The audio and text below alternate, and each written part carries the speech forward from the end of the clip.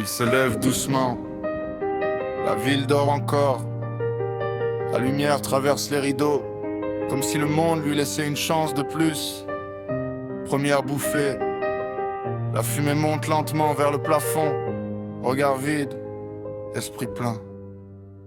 Capuche sur la tête, masqué par le système. Pas un choix, juste un chemin tracé trop vite. Les billets, les regards, les mains qui s'échangent dans l'ombre et le vent pour survivre. Il compte pour oublier, le cœur un peu froid, l'âme un peu lourde. Il marche dans la rue mais il rêve d'autre chose.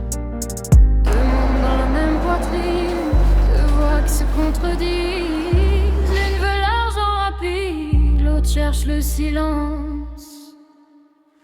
Et dans sa tête, il est déjà ailleurs, au bord du lac, canne à la main, le vent sur le visage.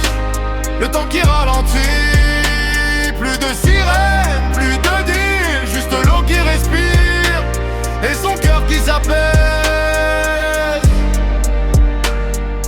Assis sur le quai, le regard perdu dans les reflets, il oublie les chiffres, il oublie les risques. La nature ne juge pas, le lac ne pose pas de questions. Ici il est personne, donc il est libre.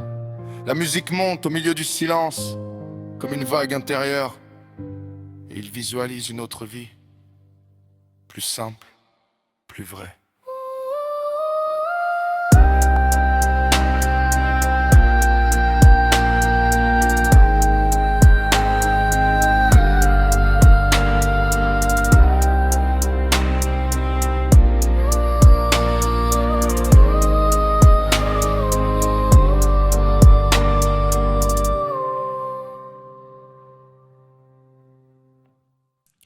Au final, c'était la même personne, deux côtés qui cohabitaient dans le même cœur. Un côté perdu, qui cherchait sa place dans le bruit et la précipitation, un autre plus calme, plus lucide, qui savait déjà où aller sans vraiment oser y croire. Il n'était pas méchant, il n'était pas mauvais, il était simplement perdu. Perdu dans l'urgence de survivre et le besoin de respirer.